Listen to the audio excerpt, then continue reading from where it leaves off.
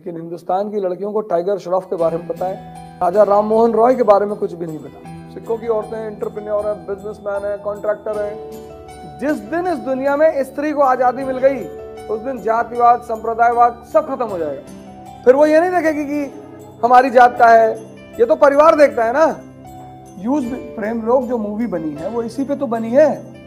क्या है उस मूवी में, विधवा के साथ अन्य, उसका हस्बैंड मर जाता है तो उसका जो जेठ होता है वो रेप करता है उसके साथ। ऐसे न जाने कितनी घटनाएं घटी होंगी। इस देश में किसी से संबंध खराब करना, उसको पैसा उधार दे दो। 80% लोग टाइम पर पैसा देते ही नहीं, और जब तुम उनको फोन मिलाओगे वो खुद ही फोन उठा के बोलेंगे this network is out of coverage area. और अगर सड़क पे मिल गए, आपने कहा कि यार तुम मेरा फोन नहीं उठा रहे हो, कहीं भागे जा रहे हैं, 50,000 रुपए तकादा कर रहे हो, चौधरी के घर से हैं, तो चौधरी के घर से हो तो उधार लिए ही क्यों? भाई पान का जो बिजनेस करते हैं छोटे मोटे व्यवसायी हैं, आपने वहां 4,000 रुपए का पान खा लिया, सिगरेट पी ली, अब वो बेचारा किसी दिन पूछ रहा है, उसको आप 2 डंडा घुमा के मार रहे हैं। ऐसे लोगों को फांसी होनी चाहिए। और लड़कियों से मैं कहूंगा कि अगर तुम दहेज प्रथा को खत्म करना चाहती हो तो जमकर पढ़ो, सिलेक्शन लो, तुम दहेज लो, बेरोजगार लड़कों से शादी करो, हाउस हस्बैंड का कॉन्सेप्ट शुरू करो। ना क्या चाहिए इनको लड़कों को? एक पैकेट बड़ी गोल्ड फ्लेक बस महीने में दे दो, 5,000 10,000 रुपए, ये ले इधर, ये ले, है नहीं मालकिन नहीं, हाँ ये ले 5,000 रख ले, गोल्ड फ्लेक मंगा लेना, आराम से रहियो, बच्चे को स्कूल छोड़ दिया करो कायदे से।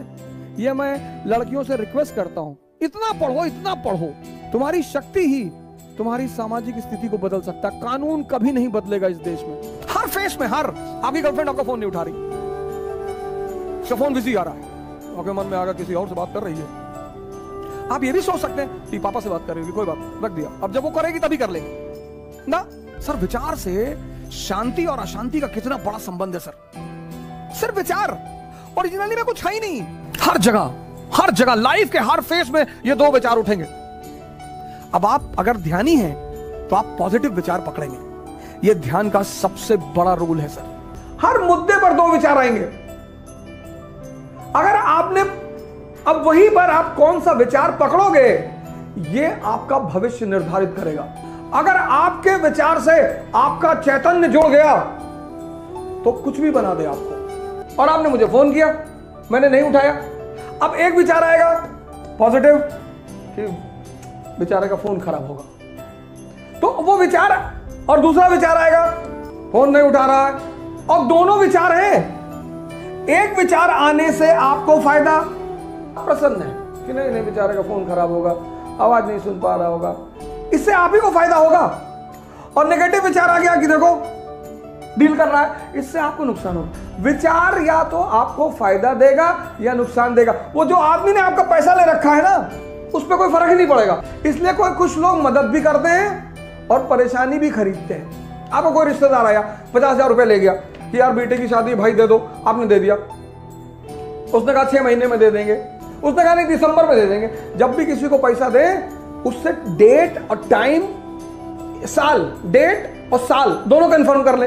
अब तुमने तो दया करके 50,000 दिया कि हमारे दोस्त के रिश्तेदार की बहन की शादी हो जाए, पैसा भी गया, रिश्तेदारी भी गई, दोस्ती भी गई, और तुम बुरे भी बने। यही ध्यान है। यही आप बार बार पूछते हो ध्यान क्यों करें, क्योंकि विचार दोनों उठेंगे, एक पॉजिटिव एक नेगेटिव। जो पकड़ोगे वही भाग्य।